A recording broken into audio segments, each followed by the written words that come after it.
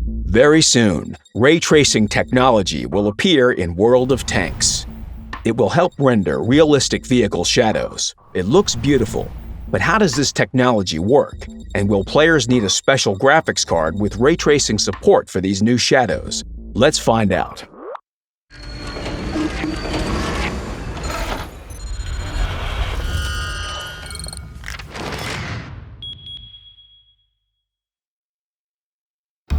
After Update 1.0 was released in March 2018 with full revamp of the graphics, work on the new core engine continued. Since then, our developers have implemented concurrent rendering, and we've ceased to support Windows XP and DirectX 9. As a result, our developers can move forward and integrate new technologies into the core engine. One of these technologies is ray tracing, which can bring shadows to the next level. The correct implementation of shadows has been one of the industry's biggest problems for a long time. In our case, this means implementing correct vehicle shadows. However, it can't always be reached with the help of rasterized graphics, the modern approach used nowadays, and this means finding a constant balance between quality and performance. Currently, the dynamic vehicle shadows are made using shadow mapping. Basically, it's a regular texture and its resolution is limited, which causes some problems. The shadows are not detailed enough. You see jagged edges when zooming in. Shadows can lag behind the object, and they are not rendered at all at a distance of more than 100 meters.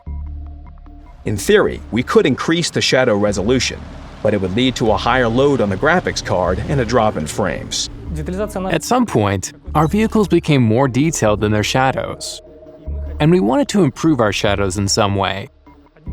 One of the approaches we considered was implementing ray-traced shadows. Implementing ray tracing gives us a fundamental solution for this problem.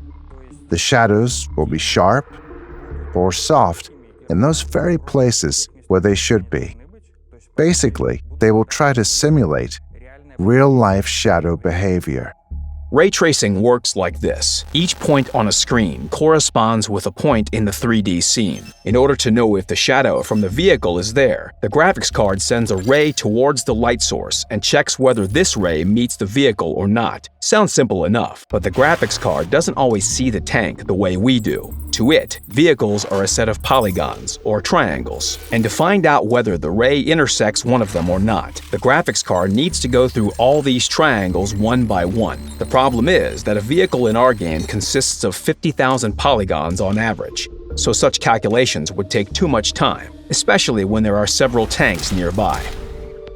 To speed up ray tracing, a special BVH structure, bounding volume hierarchies, is used. It's the hierarchical structure of the geometrical objects. What's the idea behind it? Well, it distributes the triangles to specific boxes and saves on the number of intersections.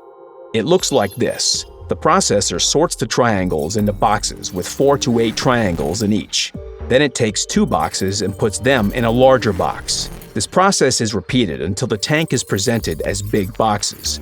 For example, one box could be the hull, tracks, turret, or gun. On average, the nesting depth is about several dozen boxes for a tank. Now the graphics card is working with only a few dozen boxes and not 50,000 triangles. In case the ray doesn't intersect with any box, there won't be a shadow from the vehicle in the selected surface point. If it does, the graphics card checks which of the 2 boxes the ray intersects with, and it does so until the ray intersects with the smallest box. After that, the graphics card goes through all triangles from that box and finds out the exact triangle the ray intersects with. Then the correct shadow will be rendered in the selected spot. Thanks to this box structure, the number of intersection checks is reduced from 50,000 to several dozen for one tank. The ray tracing is done by the graphics card, and the BVH structure preparation is calculated by the CPU. At 60 frames per second, the frame time takes 16.6 milliseconds. This is the general time for the whole frame, so we should update all game logics and complete all rendering during this time. Our first implementation of building the BB-8 structure using the CPU took about 8 milliseconds. It was a half of the whole time frame budget. We couldn't release it with that level of performance. But our partners from Intel offered us their solution. It turned out that they had had a library called Intel Embry for a long time. It specializes in quick BVH building and has been mostly used in offline applications, the movie industry, computer animated films, and so on. During our ongoing collaborations, we found out that wargaming engineering team planned to increase shadow quality using ray tracing, but they're facing some challenges with the performance, particularly with calculating required acceleration structures. So we immediately proposed to use one of our instruments, which include very high efficient instrument for that. And during our collaboration, after consulting with our advanced rendering team, the wargaming engineering team was able to implement this instrument into the game in less than a week. As we implemented the multi-core technology and solutions for concurrent rendering in Update 1.4, the Intel Embry technology suited us very well. We could make it concurrent as well. And BBH building now takes little time. It takes so little time that we could basically forget about it. Ray tracing worked as intended.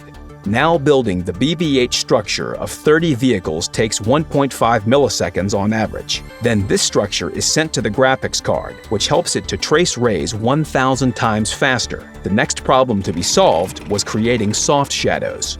In video games, a light source, for example the sun, is often represented by a point to optimize the load on the graphics card. As a result, only two scenarios are possible. The point on the ground is either covered by an obstacle and can't see the light source. In this case, there's a shadow, or vice versa. A point sees the light source and there will be no shadow.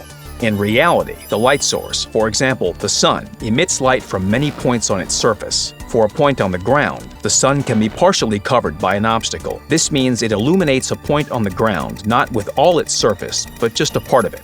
That's how penumbra appears. In other words, a half shade or a soft shadow. The movie industry gets such realistic effects with computer-generated imagery by sending thousands of rays per pixel. But processing a single frame can take several days. In games, you need to process the frames 60 times per second. To maintain performance after implementing ray tracing, we had to use one ray per pixel. It's obviously not enough, and it's very noticeable in the penumbra areas where the half shade is. Since we are limited to one ray and can't send hundreds and thousands of rays per pixel to the many light source points, we randomize this ray in every frame. It gets to different light source points, the sun in this case, and we get noise from this randomization. To remove this noise, we use a denoising algorithm, which uses the temporal and spatial coherency of points on the ground, or pixels, so we can approximate what penumbra should be. The point of denoising is to filter the picture, basically to apply blur to particular pixels. The algorithm is quite complex because it's very smart in defining where we need to apply this blur and where we don't. We want the half shades to become soft and noiseless. But at the same time, we want the shadows close to the objects, the contact shadows, to remain sharp. Using one ray per pixel and denoising let us significantly increase the number of FPS and render the picture with one ray with the same quality as if we would trace 8 or 16 rays per pixel. At the same time, ray tracing in World of Tanks is implemented in a way that it can be run on any graphics cards that support DirectX 11. You don't need a special graphics card with hardware ray tracing support to see the new realistic shadows in World of Tanks. World of Tank engineering team did a tremendous job scaling their engine and rendering pipeline across widest variety of hardware which gamers have. So each gamer has very big flexibility, finding a balance between performance and quality, and even can enable technology like ray tracing on a latest notebook computer with latest generations of Intel integrated graphics. Despite the fact we can run it on a wide range of hardware, it doesn't change the fact that the ray tracing technology is quite demanding. The users who want to try it will be able to enable it manually. It won't be enabled by default, for example, on ultra settings. It will be an option that needs to be activated by players themselves.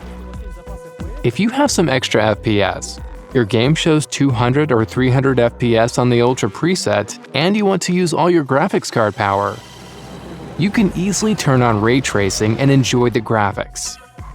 To check how this technology works on your hardware, you can already test it in World of Tanks, Encore RT.